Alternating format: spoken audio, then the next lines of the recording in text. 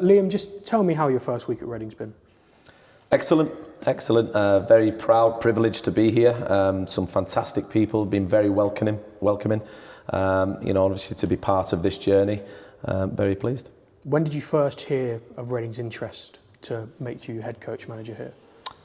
Sunday. Obviously got a call through Joe and the owner.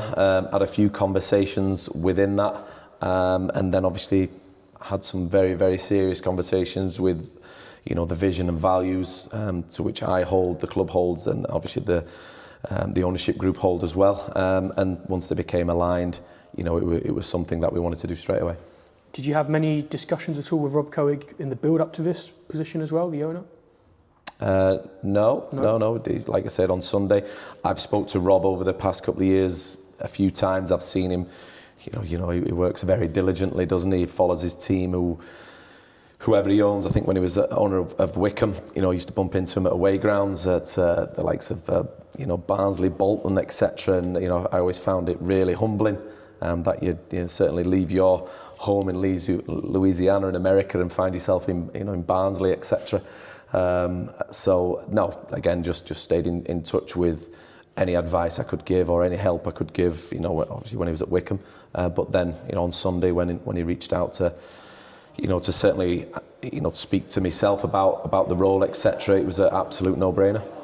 And he was very complimentary of you in his kind of interview when talking about the appointment of yourself. That must have felt good as well to see the way he kind of spoke about you in that moment. Yeah, especially, I think I've got the same, like I say, same values really. I think the best thing people can say about you is, you as a person, the professionalism, the work ethic, etc., the success that follows it. Rob hasn't had his success because he's done anything other than being a good person, been very hardworking and been very open and honest and transparent. I'd like to think I'm the same. I've been very fortunate to work at certain football clubs, had success, and hopefully this will be no different. How closely did you follow the kind of financial struggles of the club, the previous ownership, Rob buying the club? It was a whole process over a number of years. How closely were you aware of it, and how much did you follow of it? Yeah, it's well documented, isn't it? And I think because I lived it, obviously through Wigan, competing at the top end of the Championship, growing from a League One club, again with additions of players and staff, etc., to try and grow it as a really good organisation, to then fall into administration and see it all fall apart, and an organisation with its heart ripped out, so to speak, to then build it from the ground upwards again. It was something that obviously I could relate to. I'm certainly aware of, and I've got a lot of empathy for it, because this football club's got a lot of history. Got a lot of humility with it as well. With representing the badge, and a lot of work ethic goes into it, which we can represent and move it forward. And in your first week here as well, you've got to experience the facilities here, which for a League One club, a training ground like this, is not something that's a regular kind of occurrence at this level. What have you made of kind of settling in the people, the squad, getting to know them, and also the kind of atmosphere and facilities that are here? Yeah, first and foremost, the people in departments have been very welcoming. You can tell it's a really good organisation, ready to grow. The foundation of it is fantastic.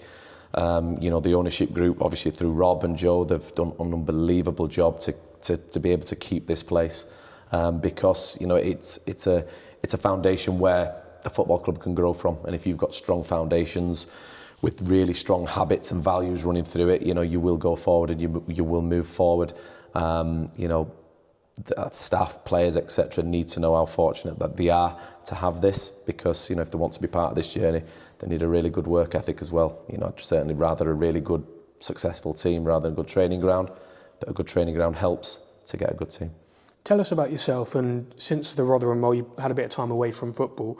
How's that time been for you to kind of reflect on where you're at with your career, and did this feel like the right moment to jump back in? Yeah, it was really good. I jumped into head coaching, managing straight away as being a player. So when I was 30 years old, so I've been going 15 years, and obviously with the demands, etc., moving around the country. I don't think I've ever had the pleasure of a mid-table finish. I've always either gone into administration trying to keep the club up out of relegation, or fighting at the top end of the league trying to get promoted. So the time was good. The family time, they support me endlessly. So I thought it was important to give a little bit of time back. It was by design. I was very, again, humbled with the job opportunities that came, from coaching in the Premier League to the Championship, to abroad, etc., with other managerial jobs. But once I spoke to Rob and his vision and Joe, and it obviously with Reading Football Club, it was a yes straight away. And you're walking into a place that's had so much change. The squad has also had a lot of change in terms of players that were able to be kept over the summer once Rob came in, took over the club, players that left. What's your assessment in terms of the playing group at the moment and what you have to work with? Good people, honest, willing to learn, willing to work, very youthful. And it's obviously it's my job to make sure we improve that structure and that squad to become a squad that can cope and go and win around the country in League One, leading into the Championship. I know the owner quite well-ish. I know he wants to be very open, honest and transparent, with his findings and his information to the fans, etc. So I think it's only fair that I share that, and I'm sure he won't mind. The next 3 or 4 transfer windows are everything for this football club, in my opinion, and we will do things in the right, methodical, sustainable way. So you feel like January straight away there's an emphasis, you've got a list of players that you want to add to. What are the kind of immediate kind of things you do want to address?